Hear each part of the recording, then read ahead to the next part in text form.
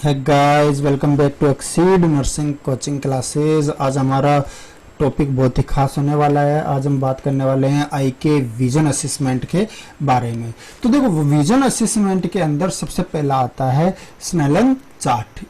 इस Snellen chart का use कब और क्यों किया जाता है? तो सबसे पहले इसका दूसरा नाम है, वो कौन सा है? Snellen Herman. दूसरा नाम क्या है? स्नेलन हरमन।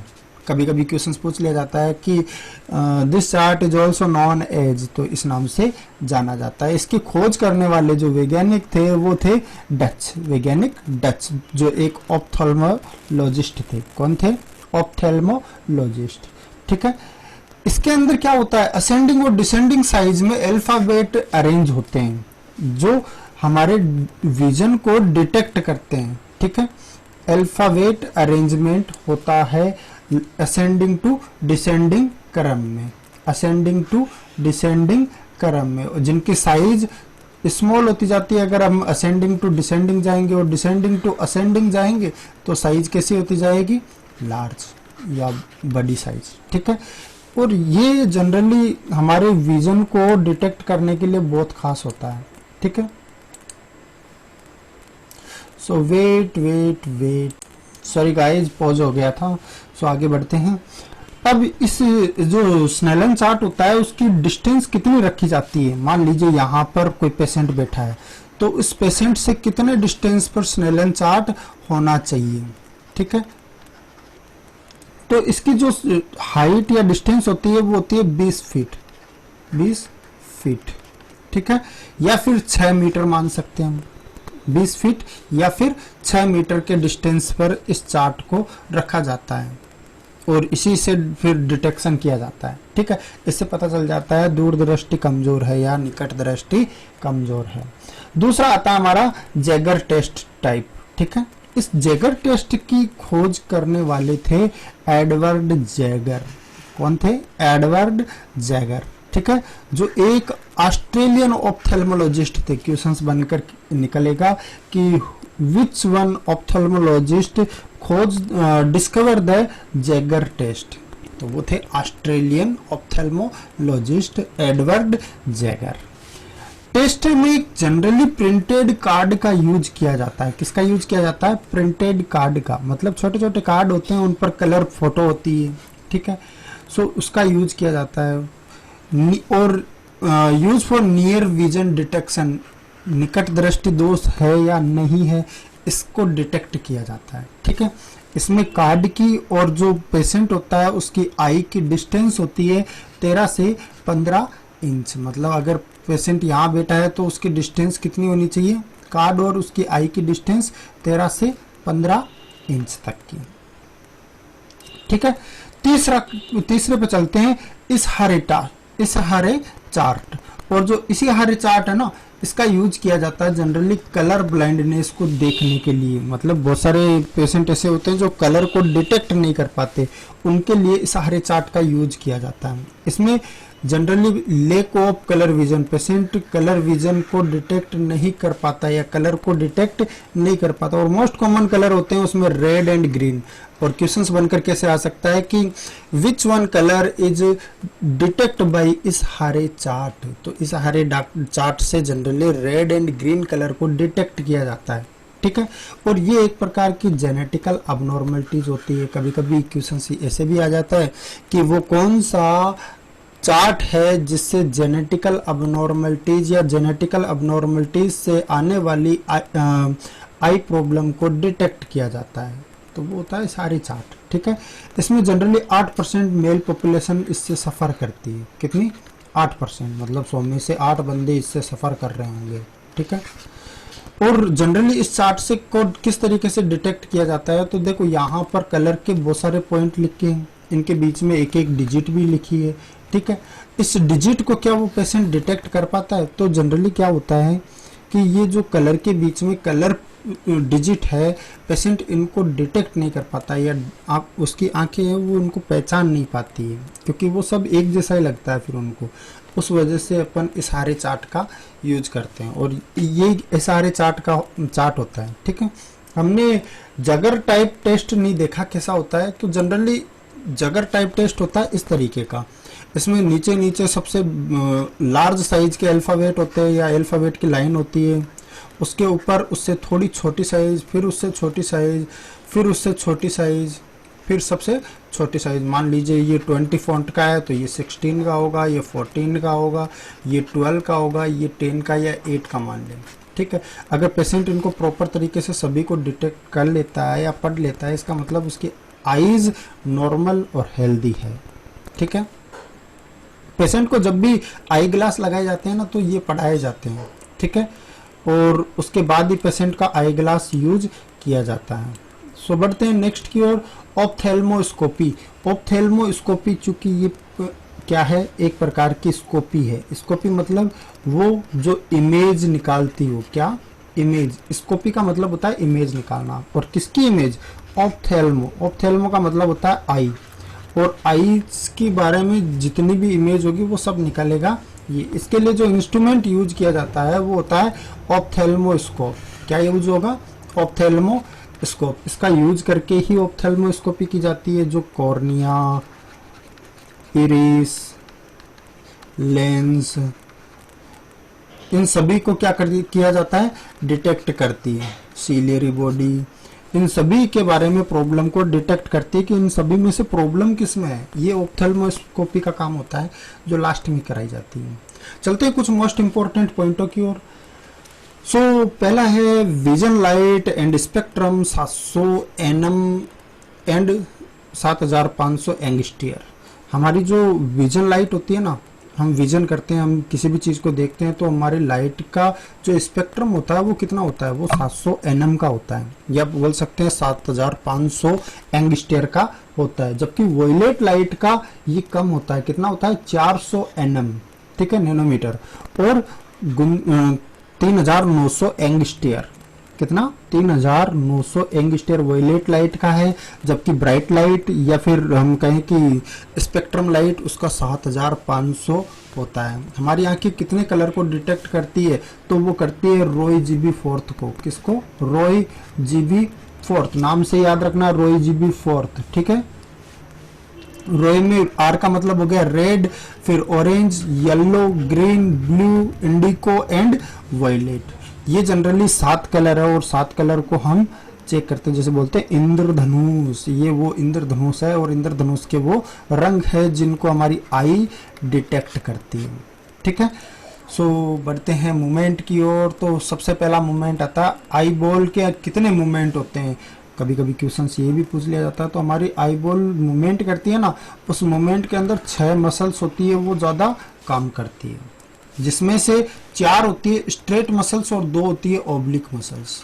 4 कौन सी है, स्ट्रेट मसल्स, और 2 ओब्लिक मसल्स होती है। भाई दाएं बाएं भी तो हम देखते हैं, है ना।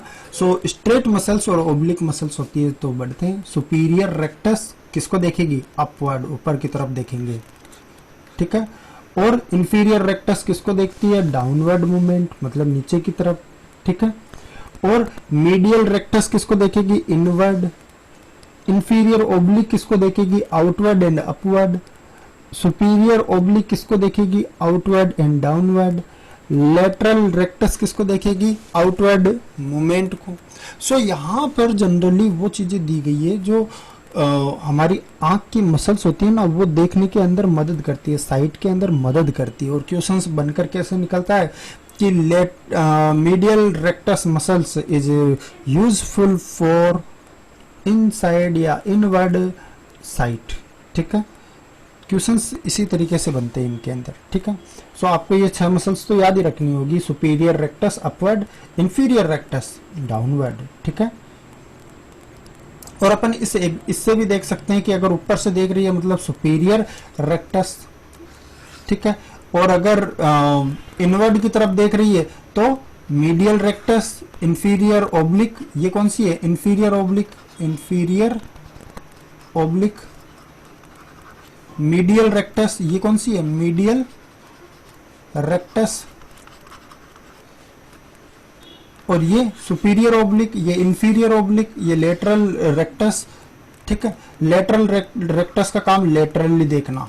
ठीक है, मतलब कॉर्निया बिल्कुल बोलते हैं केरी केरी आंखों से देखना, वो इसी को बोलते हैं। केरी केरी मतलब टेढ़ा होकर देखना, टेढ़ा वाला, ठीक है। सो ये थे मूवमेंट। अब बढ़ते हैं कुछ डिसऑर्डर की ओर जो मोस्ट इंपॉर्टेंट है। पहला है नियर साइट डिसऑर्डर या मायोपिया, निकट दृष्टि दोष, ठीक है, मायोपिया। तो इसके अंदर नियर विजन तो क्लियर होता है, पर दूर का या डिस्टेंस विजन होता है वो कैसा होता है, ब्लर्ड, मतलब दूर दृष्टि कमजोर होगी, है ना। सीलियरी बॉडी है वो कंस्ट्रक्शन नहीं कर पा रही है पूरी तरीके से, ठीक है। सो लेंस इसके लिए हम कौन सा यूज करेंगे, यहाँ पर क्वेश्चन ये बनता है कि जब दूरदृष्टि कमजोर हो तब कौन सा लेंस यूज किया जाता है, तो वो होगा कॉन्वेक्स लेंस। कौन सा, कॉन्वेक्स। और जो इसमें इमेज बनेगी रेटिना पर वो कौन सी तरफ बनेगी, फ्रंट साइड में या बैक साइड में, तो फ्रंट साइड के अंदर इमेज बनेगी। ध्यान रखना, जब भी दूरदृष्टि दोष होगा उस साइड, उस दौरान जो इमेज बनती है वो फ्रंट साइड में बनती है। इसको बोलते हैं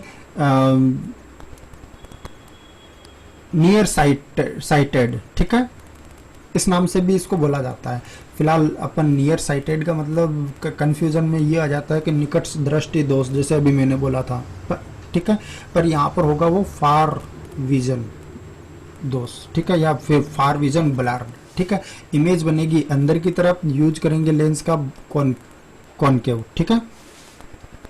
दूसरा है distance vision and hyperopia, distance vision या हाइप्रोपिया या फिर हाइपरमेट्रोपिया, ठीक है।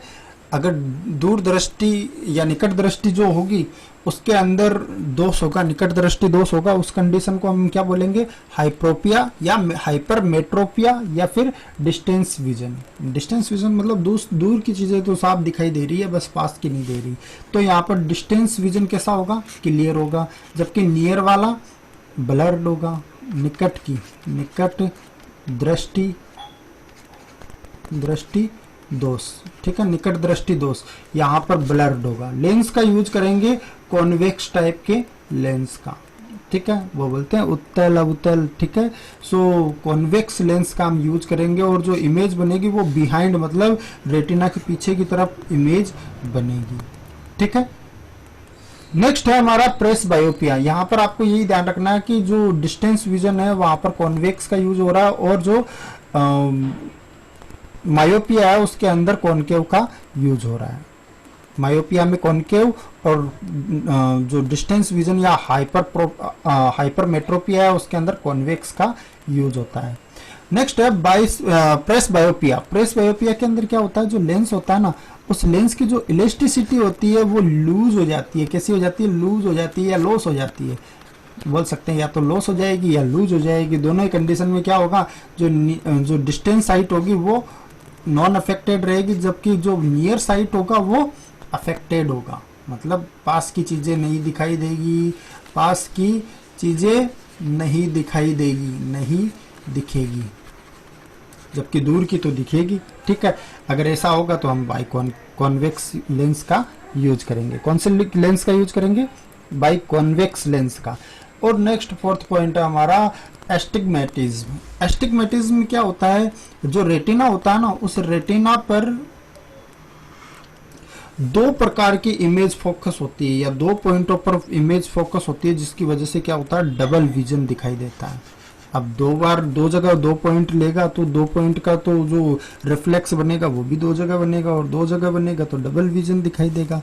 और ये क्यों होता है, तो देखो कॉर्निया की जब शेप होती है ना, वो इरेगुलर हो या कर्वेचर इरेगुलर हो, उस कंडीशन के अंदर ऐसा पॉसिबल। अगर ऐसा होता है तो हम कौन सा लेंस यूज करेंगे, तो ऐसी कंडीशन में हम सिलेंड्रिकल लेंस का यूज करेंगे। एस्टिग्मेटिज्म के अंदर हम कौन सा लेंस यूज करते हैं, तो उस कंडीशन में हम सिलेंड्रिकल लेंस का यूज करते हैं, ठीक है। सो ये थे आज के हमारे टॉपिक। सो गाइस बहुत मोस्ट इम्पोर्टेंट है, यहाँ से क्वेश्चंस बहुत बन रहे हैं। तो पहला स्नेलन चार्ट, स्नेलन चार्ट से वैज्ञानिक का नाम पूछा जा सकता है और अल्फाबेट की सीरीज को पूछा जा सकता है, ठीक है। इसके अलावा जगर टेस्ट टाइप या चार्ट, इसके अंदर जनरली कुछ सेंटेंस लिखे होते हैं जिनको पढ़कर बताना होता है। इस हरे चार्ट के अंदर कलर कोडिंग को डिटेक्ट नहीं कर पाती हमारी आंखें, इसलिए कलर कोडिंग के अंदर अल्फाबेट को डिटेक्ट करना होता है ऑप्थेल्मोस्कोपी के अंदर पूरी आई का असेसमेंट होता है। इसके अलावा हमारी जो आईज होती है वो लाइट स्पेक्ट्रम 700 nm को देखती है या 7500 एंगस्ट्रियर से चलती है। वायलेट कलर 400 और 3900 एंगस्ट्रियर का होता है। कलर को डिटेक्ट करती है वो होती है रोई GB4। ठीक है। आई बॉल के मूवमेंट है, ये मूवमेंट खास कर याद रखना, क्योंकि किसी भी एग्जाम के अंदर जनरली ये पूछे जाने का बहुत ज़्यादा चांस है। इसके अलावा आई बॉल के मूवमेंट दिखाए गए हैं और कुछ डिसऑर्डर दिखाए गए हैं, जिसमें मायोपिया के अंदर हम कौन सा लेंस यूज कर रहे हैं, कॉनकेव और डिस्टेंस विजन, या फिर हाइप्रोपिया या हाइपरमाइट्रोपिया की कंडीशन के अंदर हम कॉन्वेक्स टाइप का लेंस यूज करते हैं।